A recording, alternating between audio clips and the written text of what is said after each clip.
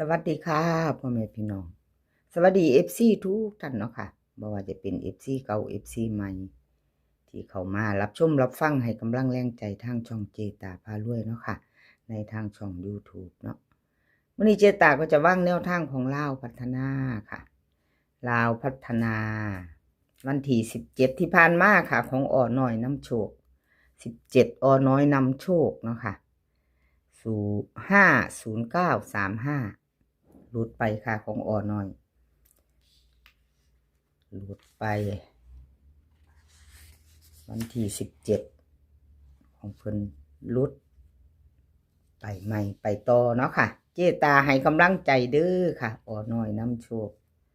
เป็นกำลังใจให้คือเก่าค่ะขอบคุณขอบคุณที่ให้แนวทางมาวางทางช่องเนาะค่ะมือใหม่ไปใหม่คือเก่าค่ะวันที่20เป็นวันจันทร์เนาะค่ะ20:30ลาวพัฒนาFC อ้อน้อยน้ำโชคขอโทษขออภัยแทนอ้อน้อยน้ำโชคเด้อค่ะ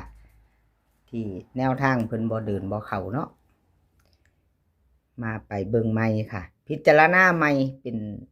วันที่20เนาะของอ้อน้อยนำโชควิ่งรูดเพิ่นให้มาค่ะ6กับ2ตัว4หาง63 64 28 29เบิ้ล66 22 3ตัว3หาง263 26 28 292ค่ะวิ่งรูดเบิ้ลเพิ่นเด่นทอกันค่ะเด่นเท่ากัน2กับ6กับ2ตัว4หางค่ะเน้น63 28 3ตัวเน้นหางเดียวค่ะ263ใครจะไปต่อเตรียมแคปหน้าจอค่ะกับอน้อยนำโชคเนาะเลขทุกตัวเอามาวางเพื่อเป็นแนวทางค่ะโปรดใช้วิจารณญาณในการรับชมเป็นอย่างสูงเนาะ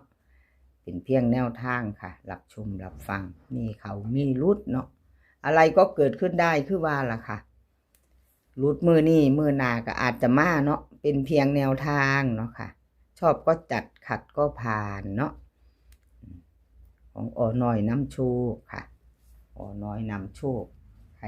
แคปหน้าจอค่ะใครจะตามต่ออ้อน้อยนำโชคต่อไปค่ะ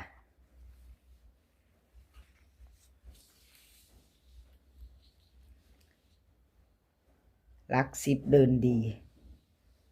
หลัก10เดินดีรูดค่ะพี่น้องเข้าไป0ตัวเดียวประกบเนาะ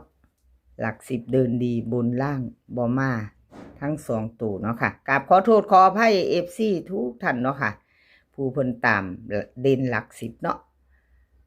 ผู้เพิ่นตามเด่นหลัก10เดินดีแล้วก็เลขประกบเนาะค่ะงวดวันที่17บอเข่าบอมาพี่น้อง84กราบขอโทษขออภัย FC หลายๆเด้อค่ะกราบขอโทษขออภัย FC แนวทางบ่เดินบ่เข่าเนาะค่ะขออภัยหลายๆมาไปใหม่ลองเบิ่งใหม่ค่ะพิจารณาใหม่เนาะ VFC เพิ่นคอมเมนต์เข้ามาตามของผู้ใดก็รุดมันก็เป็นแบบว่าย่ำตามมันบ่เข้าเนาะพี่น้องเนาะย่ำเฮาบ่ตามผัดเข้ามาจังซี่นะแนวทางก็บ่แน่นอนเนาะเจตาเป็นกำลังใจให้ค่ะรูดว่าสั่นเพิ่นว่าย่ำตามก็รูดโอ้ยขอโทษขออภัยค่ะแนวทางบ่เข้าเนาะของเซียนใดที่เพิ่นมี FC เนาะค่ะ FC เพิ่นเข้ามารับชมรับฟังทางช่องของเจตาเพิ่นเดินเพิ่นตามตัวเดินวิ่งลูดตัวที่ตัวเน้นตัวเจาะเนาะพี่น้องที่เพิ่นเบิ่งไว้พิจารณาไว้ยามตามก็มีเขามีรุดเนาะครับขอโทษขออภัย FC ค่ะไปต่อเจตาให้กำลังแรงใจมาไปใหม่กับเลข10หลัก10เดินดีค่ะหลัก10เดินดีเด่นหลัก วันที่20นี่สิเป็นจังใดเนาะพี่น้องเพราะว่าไปต่อพิจารณากันใหม่20:30ค่ะเป็นวันจันทร์เนาะเป็นวันจันทร์เด่นหลัก10บน1ล่าง7เลขประกบ340ค่ะเลขประกบ340ใครชอบตัวใดแน่ก็จัดเอาค่ะประกบใส่เอาเนาะประกบใส่เอาเป็นคู่กันเลือกเอาชอบอันตัวใด131410707473ชอบก็จัดเนาะค่ะพี่น้องเบิ่งใส่กันเอาเลขประกบของเจตาเด่นหลัก10บนก็เป็น1ค่ะล่างก็เป็น7ประกบใส่พัฒนาซอกหาพัฒนาสูตรว่าติพัฒนาซอกหาครับพี่น้องซอกหากราบงามๆขอโทษขออภัยซอกหาพัฒนาอยู่สูตรใหม่สูตรเก่าเนาะพี่น้องเนาะก็เป็นเรื่องธรรมดาเข่ารูดเนาะมีเข่ามีรูดก็ขออภัยหลาย